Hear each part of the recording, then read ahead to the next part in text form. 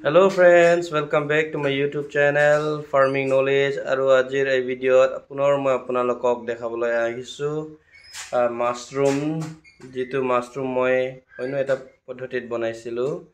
তো বন্ধুসকল মই কিদৰে বনাইছো এই মাশৰুম মোৰ ভিডিঅ'টো আৰম্ভ পৰা শেষ হ'বলৈ পাৰিছে তেনেকৈ বহুত দিন আগত মই এই মাশৰুমটো তেনেকৈ বনাইছিলো কিন্তু মই প্ৰায় এমাহ মান হ'ল হোৱাৰ পিছতো এই মাশৰুমটো ওলোৱা নাছিল মই চিন্তাত পৰিছিলো যে এই মাশৰুমটো হ'ব না নাই বুলি কিন্তু ফাইনালি এটা এই মাশৰুমটো যি ধুনিয়াকে ওলাই আহিছে বন্ধুসকল মই কিহৰ কাৰণে এই মাশৰুমটো তেনেকৈ ওলাব না নাই বুলি চিন্তাত পৰিছিলো বুলি ক'লে যেহেতু আপোনালোকে জানে মই আগৰ ভিডিঅ'বিলাকতো কৈছো বন্ধুসকল যে মই প্ৰথমবাৰৰ কাৰণে মাশৰুম ফাৰ্মিং কৰিছো আৰু তেনেকৈ মই আগতে যি ভিডিঅ'বোৰ দেখাইছিলো মাশৰুম ওলোৱা এই মাশৰুমবোৰ তেনেকৈ মই খেৰটো কাটি কিনি এক ৰাতি ভিজাই কিনি তেনেকৈ বইল কৰি কিনি মই প্লাষ্টিকত তেনেকৈ ভৰাইছিলো কিন্তু এইকেটা যি আপোনালোকে দেখা পাই আছে মাশৰুম এইবিলাক মই তেনেকৈ খেৰটো কাটাও নাই আৰু বইলও কৰা নাই তেনেকৈ মই এক ৰাতি কাৰণে চুনৰ লগত ভিজাই থৈছিলো এনেকৈ দীঘলীয়াকৈ নাকাটাকে তাৰ পিছত এক ৰাতি ভিজাই থোৱাৰ পিছতে মই নেক্সট দিনাখন অলপমান শুকাই কিনি তেনেকৈ মই এটো বনাইছিলো খেৰ নাকাটাকৈ এগতিকে মই চিন্তাত পৰিছিলো যে এই মাশৰুমটো ওলাবনে নাই বুলি কিন্তু আপোনালোকে চাবলৈ পাৰে ইতে কি ধুনিয়াকে ওলাই আহিছে বন্ধুসকল সব চাৰিওফালে ওলাই আহি আছে এইয়া সব কি ধুনিয়াকে ওলাইছে এটুপলাতে কেটা ওলাইছে সব এটা দুটা তিনটা চাৰিটা পাঁচটা ছয়টা সাতটা আঠটা নটা এটা বেগত নটা 10টা লকে ওলাইছে বন্ধুসকল কি ধুনিয়াকে ওলাইছে আপোনালোকে দেখিব পাৰে এইটো এটা টুপলাতে 10টা মান ওলাইছে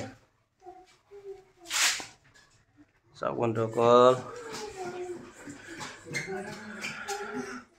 এতিয়া মোৰ ভাইটিজনে পানী মাৰি আছে hey papa don't touch সব কি ধুনিয়াকে ওলাই আছে এইবিলাক হাৰভেস্টিংৰ কাৰণে এইটো আৰু হ'ব আৰু এই সব ধুনিয়াকে ওলাই আছে বন্ধুসকল তো বন্ধুসকল মাশৰুম ফাৰ্মিং এটা বহুত সহজ পদ্ধতি হয় আপোনালোকক মাত্ৰ খেৰ লাগে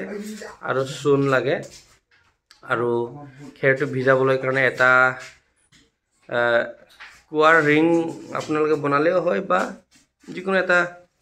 ডাঙৰ ড্ৰাম চাই কিনিলেও হয় এনেদৰে কিনি আপোনালোকে বনাব লাগিব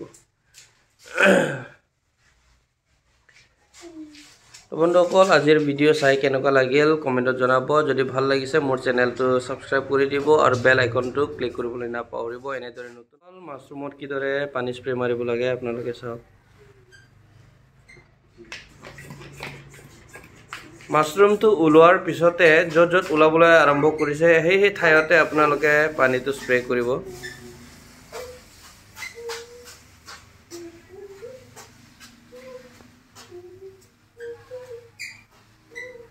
আমাৰ ফাৰ্মটো ইমান ডাঙৰ নহয় সৰু হয় গটিকে আমি তেনেকৈ এই সৰু বটলেৰে স্প্ৰে কৰিবলৈ পাৰিছো কিন্তু যদি আপোনালোকৰ ডাঙৰ ফাৰ্ম যদি কৰে আপোনালোকে এইটো ওৱাটাৰ স্প্ৰেয়াৰ ডাঙৰ কিবাৰে স্প্ৰে কৰিব বন্ধুসকল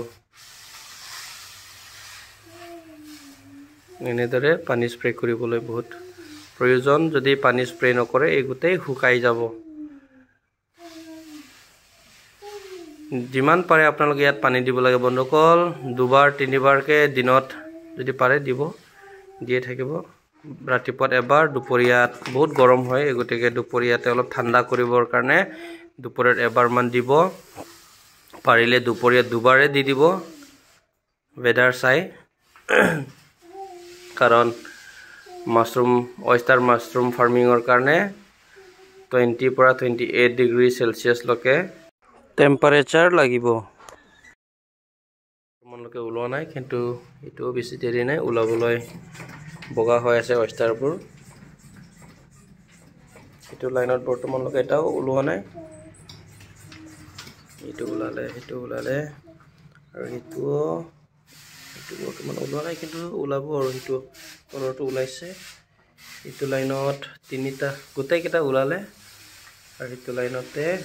দুটা ওলাইছে দুটা বৰ্তমানলৈকে ওলোৱা নাই